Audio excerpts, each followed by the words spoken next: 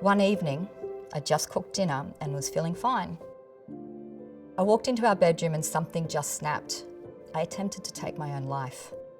My biggest regret is that this happened in front of my children. The only way I can reconcile this is that I wasn't aware of what I was doing and I was in a hell of a lot of pain. I'm Liza Brock. I am from Australia. I look back and I made some really terrible decisions growing up, like really, really bad decisions. And I can look at that now and say, okay, that was bipolar disorder. I learnt about the word when I was about 35, when I was told I had it, and I told them they were idiots.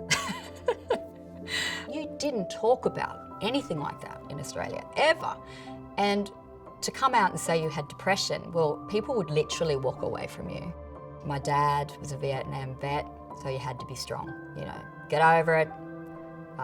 You're a drama queen. So for years I didn't want to admit I had anything wrong with me. But in fact, I didn't know. I just thought, that's me. I like to drink, I like to have some fun and da da da da da. And they said, no, you're bipolar. It took a long time for me to actually accept that. The turning point for me was when I ended up in hospital because I did try and end my life at home. I was still very unwell. And I ran out of the psych ward and went to jump in front of a truck. And something stopped me. Something just said, you kids, you kids, you kids. And I sat down in the gutter and the trucks were going by blowing me over. And I was screaming, I can't live like this anymore. Policeman turned up and said, come on, love, off you come. And then the nurses ran out, they grabbed me. And I was lying there and I thought, you're really messed up, Liz. And I went back into hospital and then we tried every drug known to mankind. And then we found the right balance, and that's where I am now. Growing up in Australia, I had stigmatised mental illness.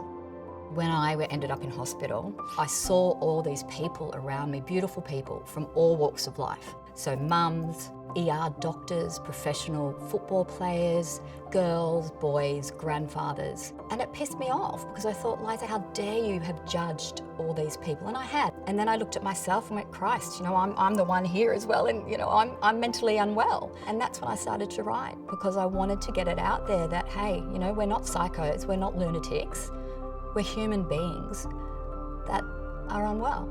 I understand now that medication is the key to my health. I want to hear everyone else's stories. By storytelling, by writing, you don't feel as alone. It's little things that make a big difference. I love to write. I listen to classical music 24/7. I dance Zumba, it's my happy hour. I've also discovered that I don't wish to be defined by this illness. I am not bipolar. I live with bipolar. I've been in recovery now for 5 years. Year by year it gets easier, but you need to put in the work. Remember, there is always sunshine after rain.